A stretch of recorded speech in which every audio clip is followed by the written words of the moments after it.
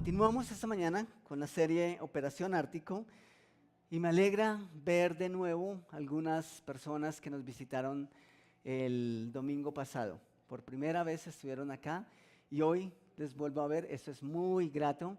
También hay otras personas, otros rostros que hacía rato no veía y que hoy nos acompaña y eso me alegra mucho. Bienvenidos. Y si es la primera vez que nos acompañas, que estás con nosotros, nuestro deseo y mi deseo es que te sientas tan cómodo con nosotros, que salgas de aquí pensando en regresar y que dentro de 8 días agendes un espacio para el domingo en la mañana y que podamos compartir ese tiempo juntos. Los chicos tienen un súper programa arriba. Lamento decirles que a diferencia de ellos nosotros no tenemos refrigerio, pero tenemos café al final y tenemos también mucho que aprender esta mañana. Espero que así sea. Hace 8 días fue la primera charla de esta serie y analizamos algunos aspectos importantes respecto a la Biblia, a la palabra de Dios. Y no sé si ustedes recuerdan, si yo les preguntara, hiciéramos una evaluación ahorita, no hay respuestas correctas, lo que ustedes recuerden está bien. ¿Qué me dirían acerca de lo que significa la Biblia, de lo que pudimos ver hace 8 días? Es un libro único, que fue inspirado por Dios. ¿Sí?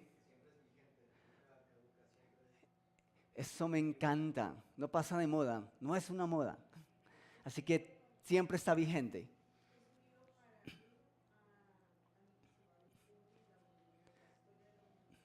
Eso me cautivó de la Escritura. Es el único libro de carácter religioso escrito paralelo a la historia de la humanidad. No es que de repente alguien apareció y dijo, tuve una revelación, ¿sí? Con el respeto de lo que quiere cada persona, pero para mí eso me cautivó, ¿sí? Todo lo que ustedes han dicho. ¿Qué más? Pues ustedes, ¿sí? ¿Ok? Es un libro que tiene un tema para cada vida, para cada persona. Hay algunos puntos que simplemente quise resaltar y tienen que ver con lo que ustedes acabaron de mencionar. Dice, es un libro único, ningún otro libro ha llegado a más personas, como lo ha hecho la Escritura, lo que conocemos como la Biblia, aunque altamente prohibido en algunos lugares del mundo. ¿Es escrito por hombres? Sí, es escrito por hombres, pero por hombres que fueron inspirados y que fueron guiados por Dios. Esos hombres no escribieron nada de lo que ellos quisieron o de lo que les vino a la mente, sino que sus palabras estaban de acuerdo a lo que Dios quería comunicar en cada momento. Con el paso del tiempo no pierde su valor y su impacto no ha cambiado. Al contrario, es un libro que sigue transformando vidas a través de los años. Es un libro maravilloso porque nos presenta a una persona maravillosa. Nos presenta a Jesús, nuestro Salvador. Y eso es muy, muy especial. Esta semana, ustedes van a decir, ¿a quién le pudo haber aprendido eso? Pero esta semana aprendí un dicho mexicano. Hace 8 días teníamos un grupo de personas de México que nos habían acompañado. Hoy no las tenemos, pero aprendí algo que ellos me enseñaron. Ellos tienen un proverbio que dice, de lengua me como un taco. Y es lo que nosotros acabamos de decir, o lo que nosotros tratamos de decir, mucho tilín tilín y nada de paletas. O cuando una persona habla demasiado, pero sus actos no respaldan sus palabras. O cuando es alguien que simplemente con la boca hace y deshace, pero que cuando va a la práctica uno dice, ven, tú sabes tanto que no sabes nada. Hay otras palabras para esa última frase, pero no las voy a mencionar. Pero hay personas que hablan demasiado y nosotros decimos, sí, y lo pasamos por charlatán. En México ellos dicen, de lengua me como un taco. Y saben, como hombre que soy, sé que fallo, mucho en eso, especialmente porque tenemos la tendencia a dar nuestra palabra a la ligera. ¿Les pasa eso? ¿Les pasa que de repente se hablan con alguien con quien hace mucho rato no hablaban y dicen, ¿y qué si nos vemos esta semana y nos tomamos un tinto? No, hagámosle. Y después decimos, no, pero ¿con qué tiempo? No tengo tiempo. Pero nosotros tenemos nuestra tendencia a dar nuestra palabra demasiado rápido, así que yo no me voy a sacar en limpio. A veces y con mucha frecuencia cometo ese error. Y tal vez no sean cosas muy trascendentales, pero simplemente, como dice la Escritura, empeñamos nuestra palabra, ¿sí? Por hablar demasiado rápido. Pero aún con todas mis falencias y como heredero de un hombre que le dio mucho valor a su palabra, lamento que cada vez nosotros podamos confiar menos en alguien. ¿Ustedes alguna vez han dudado de la palabra de alguien? Más de lo que quisiéramos reconocer, ¿cierto? Es más, es muy triste saber que tú no puedes o que no podemos confiar en alguien como quisiéramos. No hace mucho tiempo, un domingo, a veces puedo hacer deporte los domingos en la tarde, y venía del juego, eran como las 6:30 de la noche, y mi esposa estaba dando unas tutorías en Chía, entonces estaba en la 222, pues me orillé y que ella se bajara de ahí, veníamos los dos a casa. Y estaba obviamente estacionado todo oscuro cuando de repente golpeó a alguien la ventana del carro, de Pichirilo, del papamóvil, y era una chica joven, yo no le coloco más de 20, 22 años. Y, oh, sí, claro, sigue. No, uno no hace eso, ¿cierto? A nadie que se te aparezca en la calle. Y pues básicamente la chica la habían robado. La habían robado, había perdido su celular, habían perdido sus papeles. Y entonces yo ya estuve completamente tranquilo. Dije, no, pobre chica, pobre mujer, ¿qué puedo hacer por ti? ¿A dónde te llevo? ¿Ustedes harían eso? No, ¿cierto? Sabemos que hay gente, sabemos que hay estrategias, hay un montón de cosas. Lo único que le puedo decir es, mira, por ética, y es algo que quiero mantener, si estoy solo, no quiero subir una persona al carro, y menos si es mujer.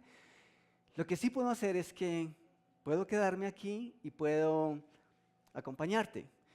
Hablamos mucho tiempo, 5 centímetros del vidrio de la ventana, pero todo el tiempo había un pensamiento y era, qué triste, en serio, qué tragedia, que efectivamente pudo haber sido una persona que era víctima. Pero más que me diera tristeza porque la habían robado, es porque en medio de eso yo no me sentía con la plena libertad de ayudar. Y entonces, pues el punto es que pasamos un tiempo ahí y después de todo logramos comunicarnos con alguien y esperamos hasta que una persona vino a recogerla. Pero ¿no es lamentable eso? ¿No es lamentable que nosotros no podamos confiar en la palabra de alguien? Sí. Mi padre decía que el peor fracaso del hombre era que su palabra ya no tenía valor. Pensemos por un momento en lo siguiente. ¿Por qué se firman contratos y se colocan huellas dactilares en los mismos? ¿Porque confiamos plenamente en lo que la gente nos dice? No. ¿Por qué existen tantos archivos con letras y con escritos tediosos, letra pequeñita que leer a la hora de contraer un compromiso? ¿Porque confiamos plenamente en las personas? No. ¿Alguna vez han imaginado cómo sería el mundo, cómo sería una transacción o cerrar cualquier negocio si simplemente te pones de acuerdo con una persona en lo que quieren, le miras a los ojos, estrechas su mano y le dices, listo, así lo voy a hacer, trato cerrado? ¿Les gustaría un mundo así? Me encantaría que fuera así. Pero esas cosas no ocurren. Y no ocurren por lo que ya dijimos, no ocurren porque es imposible confiar en alguien y cada vez parece más difícil confiar en la palabra de alguien. ¿Por qué? Porque no nos basta con las palabras. Al menos que hayamos conocido demasiado a alguien que hace exactamente lo que dice. Hay personas a las que yo les digo, o simplemente me dicen, y no es autocepillo, pero dicen, no hay problema, tranquilo. Cuando pago el arriendo, ahora me dan recibo, pero en otras ocasiones cuando pagaba el arriendo yo llevaba el recibo. Y la persona decía, no hay problema. Y yo decía, yo sé que no hay problema contigo ni conmigo, pero a veces se nos olvida. A mí se me tienden a olvidar muchas cosas, especialmente pagar el arriendo. Eso se me olvida con frecuencia. No, eso no se me puede olvidar. Y si se me olvida, tengo una persona que me lo recuerda. Bueno, tengo muchas personas que me lo recuerdan. Pero el papel definitivamente habla de nuestra credibilidad. ¿Sí o no? Sí. De eso nos recuerdan mucho. Pero saben, en medio de todo esto, la gran tragedia no es que no podamos confiar. La gran tragedia es que necesitamos confiar. ¿Sí me hago entender? El problema no es que no podamos confiar. El problema es que de una u otra manera nosotros necesitamos aferrarnos a algo o a alguien. ¿Y cómo debe ser ese algo o ese alguien? Alguien que nos dé certeza, alguien que nos dé evidencia de que sí es confiable. Necesitamos aferrarnos a algo que perdure. Necesitamos aferrarnos a algo que nos dé esperanza y certeza con respecto a lo que creemos y sentimos. Ese es el verdadero problema. El problema no está en decir, yo no confío en nadie y me siento bien. No, el problema es que no podemos confiar en nadie cuando lo necesitamos. ¿Sí o no? Esa es una de las muchas razones por las cuales creo en la Biblia. Otra de las razones, de las muchas razones, porque he podido ver su impacto no solamente en mi vida, sino en la vida de cada uno de ustedes esta mañana y en la vida de muchas personas que no están aquí. ¿Y saben qué es lo más especial? Que lo que transforma e impacta las vidas hoy es precisamente vidas impactadas en otras épocas en donde nosotros no vivimos para presenciarlo. Y una de esas vidas que fue impactada, de esas muchas vidas que fue impactada y que vivió para contarlo, y que afortunadamente nosotros podemos estudiar su historia esta mañana, es la vida del apóstol Pablo. Y era el texto que leí hace un momento. Está en Hechos capítulo 9, versículos 1 al 6. Y quiero que vayan conmigo a ese texto. Si no tienen su Biblia, van a tener la letra al frente. Dice: Saulo, respirando aún amenazas y muerte contra los discípulos del Señor, vino al sumo sacerdote y le pidió cartas para las sinagogas de Damasco, al fin de que, si hallase algunos hombres o mujeres de ese camino, los trajese presos a Jerusalén. ¿Qué hacía el apóstol Pablo antes de ser apóstol? Perseguía a los creyentes. O sea, Pablo, si nosotros vivimos en el primer siglo, tendríamos que estar muy asustados esta mañana, porque en cualquier momento Pablo o Saulo iba a tocar nuestra puerta y a decir: bueno, ¿ustedes qué están haciendo? Así como que ustedes también creen en Jesús, ustedes también se están creyendo ese cuento, eso está prohibido y ustedes no pueden hacerlo, no es lícito hacerlo, y simplemente los llevaban presos. Eso era lo que hacía el apóstol Pablo y era lo que se disponía a hacer en este preciso momento en que estamos leyendo. Dice el versículo 3, mas yendo por el camino, aconteció que al llegar cerca de Damasco, a propósito, esa calle aún existe, ese lugar es real. Repentinamente le rodeó un resplandor de luz del cielo. Y cayendo en tierra, oyó una voz que le decía: Saulo, Saulo, ¿por qué me persigues? Y él le dijo: ¿quién eres, Señor? Y le dijo: yo soy Jesús, a quien tú persigues. Dura cosa te es dar coces contra el aguijón. Tal vez vamos a estudiar esa frase. Tiene mucho, mucho contenido. No vamos a profundizar en esa frasecita tal vez hoy, pero sí en el transcurso de la serie. Él, temblando y temeroso, dijo, Señor, ¿qué quieres que yo haga? Y el Señor le dijo, levántate y entra en la ciudad y se te dirá lo que debes hacer. Varias cosas que considerar aquí. En primer lugar, el uso de los términos. Aparecen 3 términos que quiero resaltar y los encontramos en el versículo 1. Dice, Saulo respirando aún amenazas y muerte contra los discípulos del Señor. Vemos amenaza y muerte. ¿Contra quién? Contra los discípulos del Señor. ¿Qué estaban haciendo de malo los discípulos? ¿Estaban haciendo algo que perjudicara la humanidad? ¿Estaban cometiendo un delito tan grave que merecieran ir a la cárcel? No. Realmente estaban enseñando en el nombre de Jesús, enseñando las verdades que habían recibido acerca de Jesús. Pero para Pablo eso estaba mal, así que quiso llevarlos presos. Y dice que respiraba aún amenazas y muerte contra los discípulos. Esos términos describen el sentir de un hombre que quería callar las enseñanzas de Jesús. Estaba dispuesto a hacer todo lo posible con tal de que los discípulos no siguieran enseñando. Y también aparece otro término que es camino. ¿Cuál camino? ¿Seguros? Ok. El versículo 2 dice, y pidió cartas para las sinagogas de Damasco a fin de que se hallase algunos hombres o mujeres de este camino. Esa es una referencia directa a Jesús. ¿Recuerdan que en una conversación de Jesús con sus discípulos, Él le dijo a uno de ellos, yo soy el camino, la verdad y la vida. Y nadie viene al Padre sino por mí. Lo encontramos en Juan 14, 6. Pablo era consciente de eso, pero aún así estaba en contra de los seguidores de Jesús. Hasta ahora, inconscientemente, Pablo perseguía un camino, el único camino de vida, el único camino al Padre, el único camino a toda verdad. Pero estaba en contra de ese camino.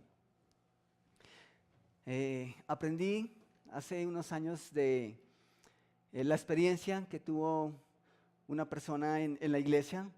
Llegó alguien y simplemente estaba en contra de lo que ella estaba enseñando en ese momento. Y esta persona le dice, mira, yo llevo años en el camino del Evangelio. Y esta persona le dice, ok, llevas años en los caminos del Evangelio, ¿no crees que es hora de que te hagas a un lado y empieces a seguir el camino? Algo parecido pasaba con el apóstol Pablo. Él perseguía una verdad que hasta este momento era lo único que existía para él y se oponía a cualquier persona que pensara diferente a lo que él sabía. En segundo lugar está la pregunta de Jesús a Pablo. Cuando una vez se encuentran en el versículo 4, dice, cayendo en tierra, oyó una voz del cielo que decía, Saulo, Saulo, ¿por qué me persigues? Interesante. ¿Para dónde iba el apóstol Pablo? Ok. ¿Y cuál era su interés? ¿Cuál era su plan? Llevar a todos los cristianos presos para cohibirles, para prohibirles que siguieran hablando en el nombre de Jesús, ¿cierto? O sea, ¿a quién perseguía? A los discípulos, ¿cierto? Pero luego Jesús dice, ¿por qué me persigues? La pregunta de Jesús debió haber sido, ¿por qué persigues a los que dicen creer en mí? Pero Jesús se identifica con cada uno de nosotros. Jesús se identifica con cada uno de sus seguidores. En otras palabras, lo que Pablo le está diciendo, lo que Jesús le está diciendo a Pablo es: si persigues a un cristiano, si persigues a un hijo de Dios, si persigues a alguien que me ama genuinamente, me persigues a mí. Jesús se identifica con cada uno de nosotros. Existe una unión inseparable entre Jesús y sus seguidores. Y eso también hace que la Biblia sea única. Ningún otro libro nos presenta esa verdad. Es como si Jesús le dijese a Pablo: ¿piensas que los que me siguen y profesan su fe en mí están equivocados? Pues aquí estoy. Y tú puedes escucharme. Puedes comprobar que ellos no están equivocados, que lo que se ha dicho de mí es cierto, y estoy aquí para darte evidencia de ello. Una evidencia que transformará tu vida. Y efectivamente, esa evidencia, ese encuentro con Jesús, transformó la vida del apóstol Pablo. Si Pablo consideraba los evangelios, o si había escuchado los evangelios, debió haber pensado en el texto de Mateo capítulo 18, versículo 6, donde Jesús dice: y cualquiera que haga tropezar a alguno de estos pequeños que creen en mí, mejor le fuera que se le colgase al cuello una piedra de molino de asno y que se le hundiese en lo profundo del mar. Y yo creo que él pensó en ese texto, porque luego la Escritura dice que cayó de rodillas, temblando y temeroso. Pablo estaba descubriendo una verdad que desconocía y que perseguía y que quería callar. Pero ahora tiene una evidencia porque tiene un encuentro personal con la persona que le dio vida al Evangelio, con la persona que hace que la Biblia sea un libro vivo. En tercer lugar está la respuesta de Pablo. Cuando Jesús le dice: ¿por qué me persigues?, Pablo responde.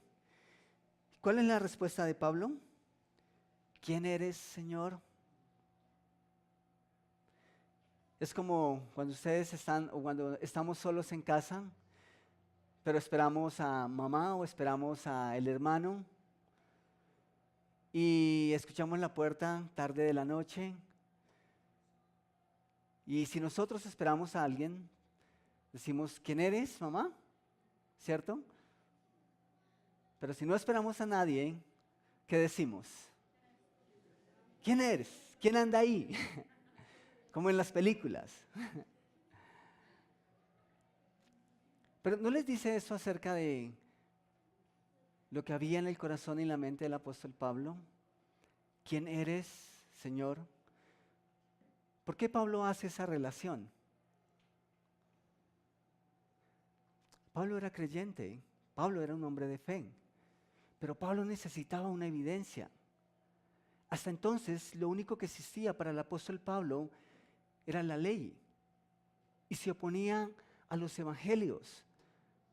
Así que muy fácilmente el argumento de Pablo sería igual a los muchos argumentos que la gente nos da en la actualidad. La Biblia es un libro escrito por hombres. Tal vez era el mismo sentir de Pablo.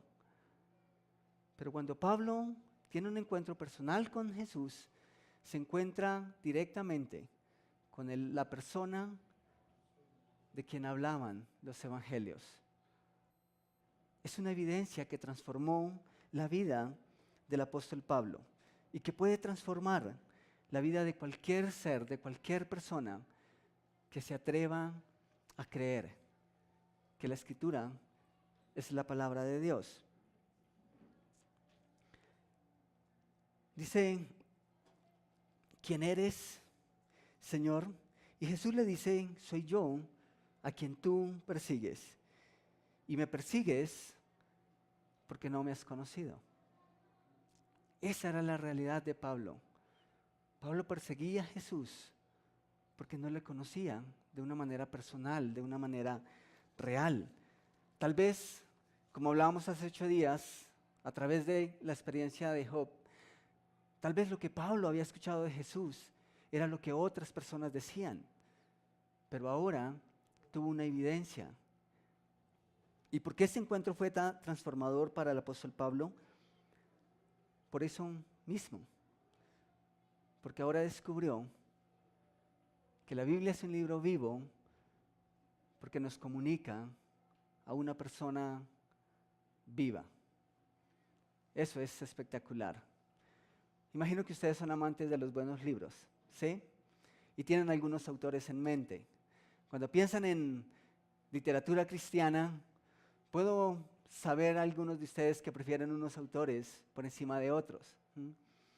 Y si ustedes son como yo, alguna vez quisieran encontrarme con uno de esos autores y estrechar su mano y decir, en serio, gracias. Gracias por lo que has aportado a mi vida a través de tus escritos. Pero ustedes se imaginan la experiencia de Pablo. Pablo pudo volver a la ley, lo que conocía perfectamente, por lo que estaba dispuesto a dar su vida. Pudo haber ido a los profetas y decir, no está muerto, es alguien vivo. ¿Cómo no va a ser una experiencia transformadora? Cuando leemos un libro que es vivo, porque nos comunica una persona que nunca va a dejar de ser. Por eso la Biblia tiene la capacidad de impactar nuestras vidas. Y noten la respuesta de Pablo. De hecho, la respuesta de Pablo es una pregunta, y es una pregunta especial. ¿Quién eres, Señor? Y es una pregunta especial porque sugiere la respuesta. De una u otra manera, Pablo sabía de quién se trataba. Y cuando nosotros tenemos un encuentro personal con Jesús, la respuesta de Pablo tiene mucho que decirnos al respecto. Cuando tenemos un encuentro personal con Jesús, debiéramos hacer lo mismo que el apóstol Pablo hizo. Noten la siguiente pregunta de Pablo en el versículo 6. ¿Qué quieres que yo haga? Interesante. Cada persona, cada uno de nosotros, cuando conoció a Jesús como su Salvador personal, debiéramos haber preguntado, aquí estoy, ¿qué quieres que yo haga? Algunos de nosotros aceptamos a Jesús, conocimos a Cristo como Salvador personal y dijimos, ¿quién eres, Jesús? Eres Señor, ahora eres mi Salvador. Pero no te voy a preguntar qué quieres que haga, porque seguramente tienes una lista para mí y no estoy interesado en esa lista. Así que, dejémoslo hasta ahí.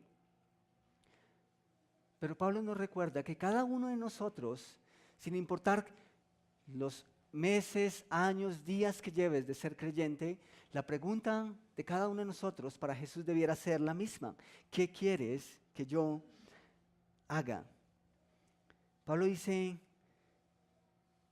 ¿qué quieres que haga, Señor? Hace unos instantes era alguien que lo perseguía, que no creía en Él. Ahora le está preguntando, necesito que me digas lo que debo hacer. ¿Qué transformación? ¿Qué originó ese cambio? Descubrir lo que hemos estado mencionando esta mañana. Descubrir que la Escritura tiene poder porque su autor puede tener conversaciones vivas, relevantes y significativas con cada una de las personas que se atrevan a descubrirlo a través de cada una de las páginas de la Biblia. Eso es real. Y sé que algunos de ustedes pueden dar testimonio de eso. Sé que quizá muchos de ustedes aman levantarse en la mañana, sentarse tal vez en la cama, tal vez en el lugar de estudio, tomar un café y tener una conversación con Jesús. Y ojalá sea así. Pablo lo descubrió porque Pablo tuvo una conversación significativa. Y nosotros podemos tenerlas cada día, cada mañana, cada noche. Y el versículo 6 nos da una pauta con la que quiero terminar esta mañana. Y el Señor le dijo a la pregunta, ¿qué quieres que yo haga? Levántate y entra en la ciudad. ¿Y qué pasará? Allí se te dirá lo que debes hacer. No le dijo, levántate y anda, y entra en la ciudad, haz tus planes, haz tu agenda, mira el calendario, mira a tu familia, pregunta, haz un par de llamadas a ver si algunas personas están de acuerdo. No, no dijo nada de eso. Entra en la ciudad y allí se te dirá lo que debes de hacer. Y adivinen qué hizo Pablo. Después de haber escuchado lo que debía hacer, si ustedes quieren en casa, pueden terminar de leer todo el capítulo 9. Y el capítulo 9 de Hechos es toda una lista de las cosas que Dios le dijo a Pablo que hiciera y de cómo este hombre puntualmente hizo una a una. Pablo se levantó, escuchó atentamente, hizo todo lo que se le dijo que hiciera. ¿Y saben qué nos dice Dios a nosotros esta mañana? Dios dice a través de su palabra, presta atención, escucha con cuidado, a través de mis palabras tu vida puede ser impactada, tu vida puede ser transformada. Mi pregunta entonces es, ¿tienes alguna pregunta para Jesús? ¿Tienes una pregunta para Jesús esta mañana? Si no, con toda seguridad sí te puedo decir que Jesús tiene una pregunta para ti. Y no es precisamente por qué me persigues. O tal vez sí. Pero si Jesús tiene una pregunta que es vigente todo el tiempo para ti y para mí, y para cada ser humano, es, ¿me conoces? ¿Me conoces de una manera real y personal? ¿Has abrazado mi sacrificio en la cruz? ¿Tienes la eternidad asegurada? Tal vez la pregunta para ti, de Jesús para ti esta mañana es, ¿sabes si vas a estar conmigo cuando todo esto que conoces acabe? Quiero invitarles a que me acompañen en un momento de oración y quizás quieras cerrar tus ojos, inclinar tu rostro, puedes hacerlo. Eso te ayuda a estar un poco más concentrado o concentrada delante de Dios. Y quiero que este momento sea entre tú y Dios. Una de las canciones que cantamos esta mañana es una de mis favoritas. Y esa canción comienza diciendo, aunque tú estabas cerca, inseguro y distante estaba yo. ¿Y quién no va a estar temeroso e inseguro cuando sabe que enfrenta un juicio en el que va a salir condenado y en el que no tiene escapatoria? Las Escrituras declaran que delante de Dios, usted y yo, somos culpables y somos culpables por nuestro pecado. Y que cuando enfrentamos un juicio, que cada vez que Él nos ve, ven ese pecado. Y la Escritura dice que ni siquiera somos dignos de su presencia. Porque Dios no puede ver ni tolerar nuestro pecado. Pero la Escritura también dice que te ama y que me ama. Aborrece nuestro pecado, pero nos ama con un amor incansable e insaciable. Y en ese amor, para que tú y yo no fuéramos condenados en ese juicio, la Escritura dice que Él dio a su Hijo en la cruz, en tu lugar, en mi lugar. Tú y yo merecíamos ser colgados en la cruz por nuestro pecado. Pero Dios dijo, aquí está mi Hijo, y Él lo va a hacer por ti y por mí. Y las Escrituras también declaran que lo único que nosotros debemos hacer ahora es reconocer que la muerte y el sacrificio de Jesús en la cruz es suficiente para pagar nuestro pecado y para llevarnos de vuelta a Dios, llevarnos de vuelta al Padre. Y que nosotros podamos mirar a Dios, podamos pensar en Dios y referirnos a Él como nuestro Padre, y que Dios nos mire a nosotros y pueda decir: ahí está mi hijo, ahí está mi hija. Ya no hay pecado que nos separe. ¿Esa es tu situación esta mañana? Tal vez no has tenido un encuentro personal con Jesús. Tal vez no has tenido un momento en el que has reconocido tu pecado, la separación entre tú y Dios. Y esta mañana estás pensando: yo necesito dar ese paso. Tal vez esta mañana tú necesitas o deseas que alguien te guíe a través de la Escritura y te muestre cómo puedes ser un hijo de Dios. Así que si tú quieres hacerlo, solo necesitas levantar tu mano. Y te voy a pedir que, si ese es tu deseo, lo hagas. Es entre tú y Dios, y si Dios está tocando tu corazón, sería bueno si lo escuchas. ¿Hay alguien esta mañana que quisiera que alguien le mostrara cómo puede ser salvo? Levante la mano. Amén. Gracias. ¿Alguien más? Por favor, mantengan su mano levantada un momento. Alguien se va a acercar y va a tener una conversación contigo. Gracias. ¿Alguien más? ¿Alguien más que diga: Jesús, yo no sé cómo estoy delante de ti? No sé si me has salvado, no sé si he dado ese paso, pero quiero estar seguro. ¿Hay alguien más? Ahora quiero hablar un poco para ti que ya hace tiempo que conoces a Cristo como tu Salvador personal. ¿Cuándo fue la última vez que le preguntaste a Jesús: ¿qué quieres que yo haga? ¿Cuándo fue la última vez que decidiste olvidarte por un momento de tu agenda, de tus planes, de tu conocimiento, de tu propia sabiduría,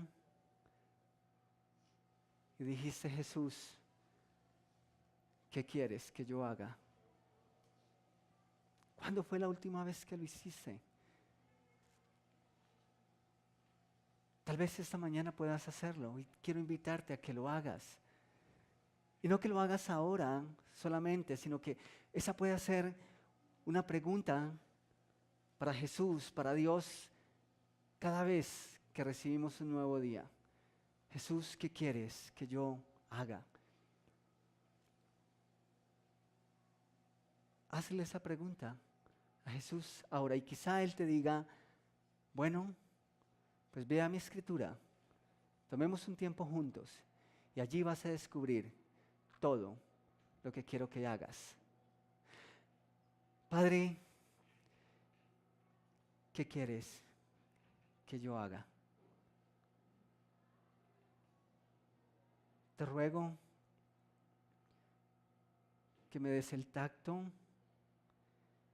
que me des el entendimiento, que me des el corazón para atender tu instrucción a través de tu palabra. Que me des el amor para obedecer una vez he entendido lo que tú me mandas a hacer. Y te ruego, Padre, que si hay alguna persona que esta mañana te ha preguntado lo mismo, que esa persona pueda estar tan sumergida en una relación contigo, que pueda estar tan en armonía contigo, que simplemente escucha y lee con claridad lo que tú demandas de su vida. Te ruego, Padre, que nosotros podamos vivir contigo una experiencia maravillosa cada día. Te ruego que cada vez nuestro amor y nuestra pasión por tu palabra crezca y crezca. Que cada vez nos conformemos con menos. En el nombre de tu Hijo, amén.